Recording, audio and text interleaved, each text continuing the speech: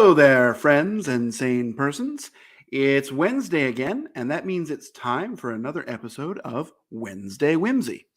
If this is your first time watching, Wednesday Whimsy is a show that I do every Wednesday, in which I talk about some sort of a game concept. I might talk about a game, I might talk about a top 10, I might talk about something gaming related, or who knows? Someday I might talk about my top 10 Eurovision songs. Who knows, right? It's my whim, so it's whimsical.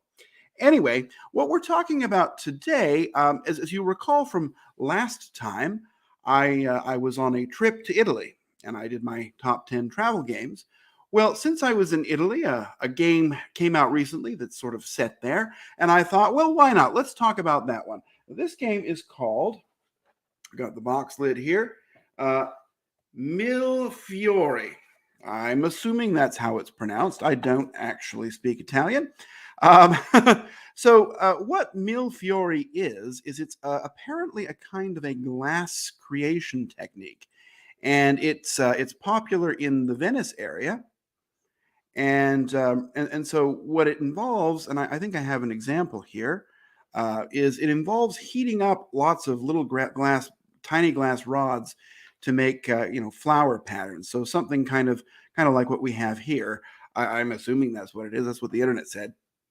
And so that's sort of the theme of the game. Even though, well, we'll get into how deeply involved the theme is here in a minute. But yeah, it's a game that's sort of set in glass blowing shops in the Venice area in well, I guess whatever time period. I guess now even, right? I guess they still do that. So that's kind of what the game's about. You're in Venice, you're blowing glass, you're trying to get the ingredients, make glass figures of some sort, sell them to customers, ship them out all over the world. That's what, at least on paper, the theme of the game is. So, now that we've kind of established what the game's about, let's talk a little bit about what you're doing in the game. So, cards, I've got a couple here. So you've got it's largely a drafting game, but it's an interesting twist on drafting. So you've got cards, and these cards each have well, let's flip it right side up. There's a color, and then there's a number at the top. And so you're either going to use the card for its color value or the numerical value at the top. And if it's a shipping card, that is what you use it for. It's just for the value and the number. But anyway, what you're really doing is you've got this board here, and let me see if I can show you a picture of it. So you've got this board, and you're trying to place these little, I guess, translucent diamonds all over the board. So there's different colors, and so for example, the orange color are going to let you place up here in this ingredient area, and the purple ones are going to let you place over here in this purple area, which represents houses, I guess. And then the light and dark, I guess that's green ones, are going to let you place your tokens over here. The blue ones will let you place over here. And so by placing your tokens in these areas, you're going to score points in a variety of different ways. What the core mechanism of the game, though, is you're going to have a hand of 5 cards. You'll draw 5 cards. Everyone draws 5 cards. This looks like 6. 5 cards. You're going to pick one, put it in front of you, and pass the rest to the next player, kind of like a drafting game, but the next player isn't going to look at those yet. Instead, in turn order, you're going to play your card and place one of your tokens where it is. So this adds a really interesting timing element to the drafting, because the drafting happens simultaneously, but you have to sort of plan not only what you want to place out, but also when it's going to go. Because, for example, one of the areas, this purple area here, if you have a chain of your colors, you're going to score all of the points. So, for example, if I had, if it was a 3 points in the first one and then 2 in the second, when I placed the second, I would score 2 plus 3. So you're building these combos, and so you're kind of anticipating, okay, is someone going to go there and block me? That might affect what I'm able to do. I'll have a much worse turn if somebody does. So the timing is also kind of important. And really what you're doing is the different areas all score in their own different ways. In this orange area, you're going to get kind of, I want to say like Azul scoring, but it's not quite. You're going to get points for every token that's in a connected group. And also, if you're able to cover all 4 different symbols, you get to place a bonus token out here, and you can get 20 points extra if you're the first person to do that. And then in each area, there's also a way to take an extra action. So in this area, if you fill in one of the areas around one of these diamond things in the middle, if you're the person who puts the last one in, you get to play an extra card. It's not one from your hand. There's sort of a discard pile that accumulates over the course of the game, so you can kind of see what's there and time when you're able to take this extra turn so that you can get something else that you really wanted. In the purple area, I already mentioned you're scoring from having a chain, and you can get a very powerful chain, but if it's too big, somebody's eventually going to come and put 1 token in there to break up your chain, and you're trying to get on different numbers, essentially, for this section over here. In these green areas, you're trying to build pyramids, and as you place tokens in these spots, when you build a pyramid, you score points for it, and then the people below you also score. And it's kind of the same for both of those. They just have different symbols. Over here in this blue area, you're trying to make, if you have more, like see here, this purple column here with this, I don't know what that is. It looks like a glass. In this area, you're going to get 3 points for each one, and the next time you put one, you'll get 4 points for each one. So you're going to get points based upon having the areas filled out. And then these boats are going to score as soon as it's all full. You're going to get points based upon the number of spots in that row that are filled. And it seems like a lot, but it really becomes very simple. And the cards I can show you here, they kind of give you a little hint as to what the scoring is going to be like for it, so you don't have to really remember it. And after you've played just a round or two, it becomes very intuitive. There's also a track kind of at the bottom of the board where it's the boat track, and as you move along that, you can get other bonuses from that too. So that's really what you're doing. You're going to play until somebody runs out of their little tokens, and that or until you run out of cards in the deck. But I've played the game a lot of times. I've never seen it end by running out of the cards in the deck, just because if you're getting the bonuses, you're putting out extra tokens, so you're going to run out more quickly. So that's kind of how it always ends. And then, once it's all filled up, it kind of gives that Mille Fiori look by having all this colored glass sitting everywhere. It's actually plastic, but you can kind of see how it looks. It has a nice translucent, a nice effect if you've got all those colors out there. It's very pretty. And then you kind of score your bonus points at the end of the game, and you're done. So the box says that it's 60 to 90 minutes long. That is what is commonly referred to as a lie. There's no way that this game is going to take you 60 minutes. This game is probably 20 to 30. And if you're playing with 2 players, it might even be 15. It's super fast. And so that's kind of, how the game works. It's a very themeless game. There's really nothing about all that stuff about making and selling the glass. That's not there at all. It's just sort of an excuse to to play the cards and place things in different areas. But sometimes with games, especially from this designer, it's from Rainer Knizia, and his games tend to put they put the mechanisms first and then kind of find a theme to go with it later. So with all of that, let's talk about what makes it special. So one thing that makes Mille Fiori special is that it's super simple, right? I've explained kind of poorly all of the rules, but it's probably a 5-minute teach. You explain what all the cards do, you pass your cards and play one, and it's done. It's just super easy. Everyone can pick it up. It's going to be a hit with families. It'll be a hit with people who are lighter gamers, but also people who like heavier games, I've found also enjoy this. It's just a really fun experience. I already mentioned the speed of the game, right?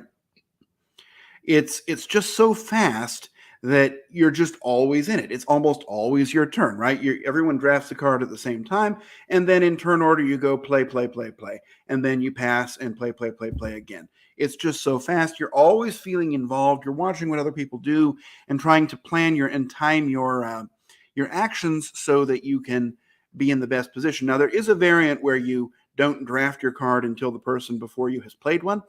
I don't like that. That sort of takes the timing aspect out of it. It sort of it changes it into more of a tactical what's best for me now, rather than what do I think is going to be best based upon what I think everyone else is going to do. I definitely prefer playing with the base rules where you just all do it at the same time. One other interesting thing is, like I kind of mentioned, it's an interesting take on drafting. It's not like anything else. It's not like, we've got games like Medieval Academy where you draft the cards and then play them in turn order. It's kind of like that, except it's different, right? You're only drafting one card, playing one card. And it's not really like anything else that's out there. And I really enjoyed that. I found it to be a very interesting take on it. It just something about it feels fresh and a little bit magical.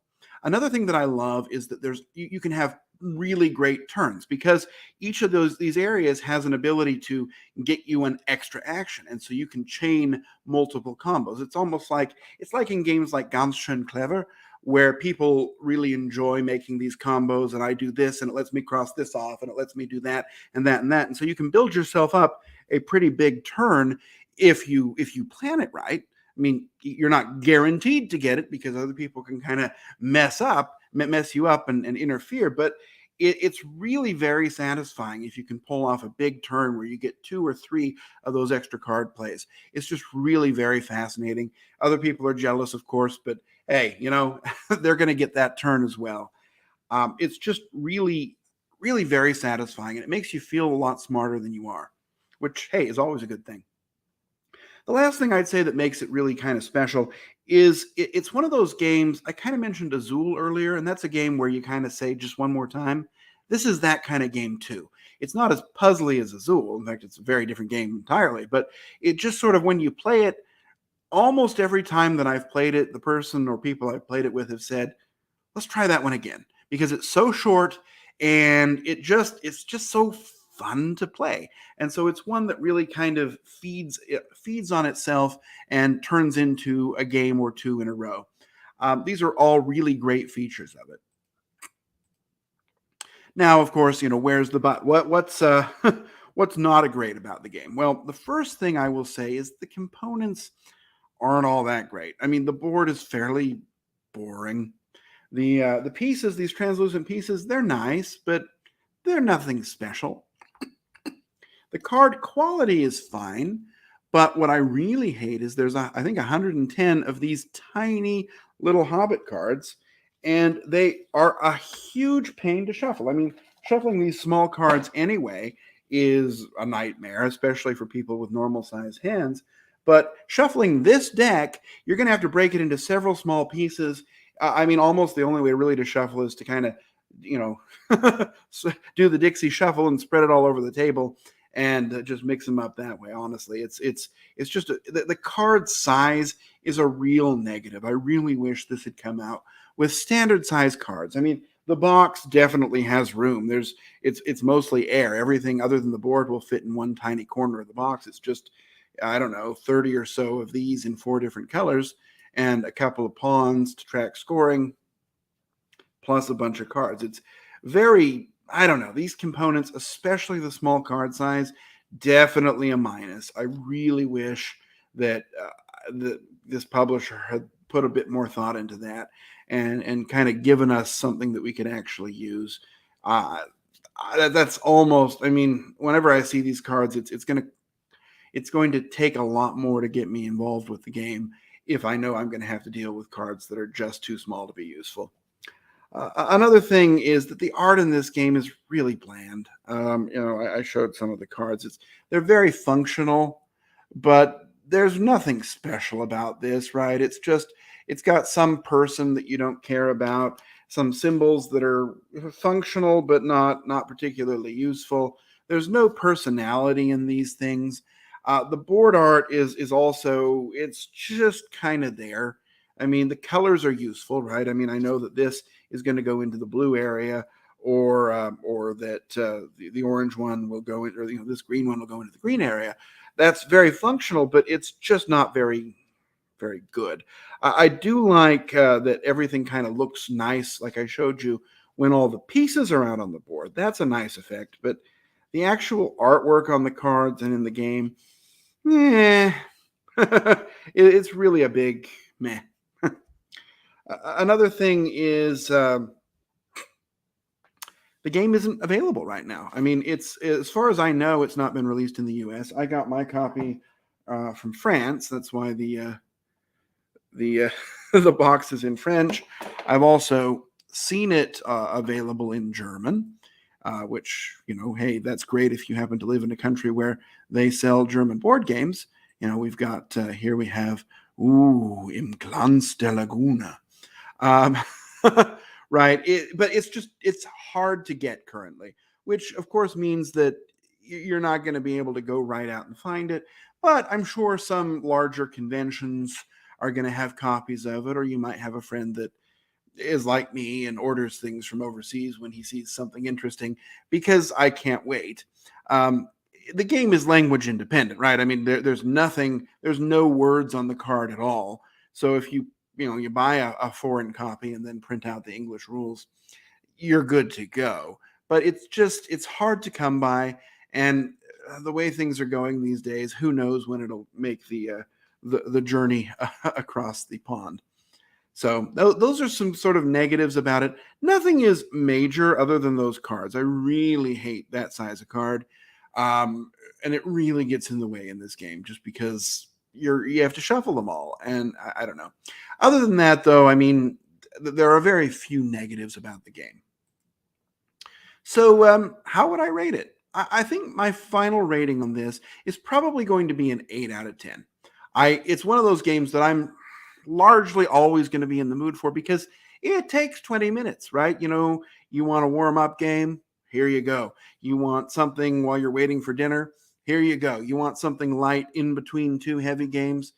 This fits all of those places. But it's not a bad game at all. In fact, if somebody came over and said, I just have time for one game, I could pull this out and I'd be very happy having played it. It really gives you a nice feel. It's snappy. It makes you feel clever. It's just a great game. It's one that I look forward to playing many, many times, and I really wish it were more available. But so anyway, that's going to be 8. That's my rating, which is going to be 8 out of 10. And that kind of brings us to the end. I guess this is a short one this time. That's okay. I went long last time of our this week's episode of Wednesday Whimsy. I hope you've enjoyed talking about Mille Fiori with me. I hope you're able to try it. I think, again, I think any kind of game player is going to love this game. Or at least, if you don't love it, you'll at least really like it and recognize it for what it is, which is a clever piece of design. No theme, but simple rules that work with anybody. I think it's definitely worth your time to try and find a copy that somebody has, or go to a game convention where it's available. Or hey, wait until it comes out in the US and then buy a copy for yourself. I really like it, and that's my final thoughts on Mille Fiori. And that brings us to the end. So I appreciate you watching. I hope it's been enjoyable for you. And it looks like Daniel has joined us from Croatia. Sorry, I missed this a few minutes ago. So you said you just played the game last week at a con here in Croatia. Ordered it as soon as you got home. Great game. Well, I'm glad you like it too. It's one that I think is going to sell really well. It's almost Spiel des Jahres material. It just sort of feels like bait for that award. Anyway, thanks everybody for joining us either live or in later on when you watch it. I hope you have a wonderful Wednesday, and we'll see you next week. So with that, I will bid you farewell, and all right, bye-bye.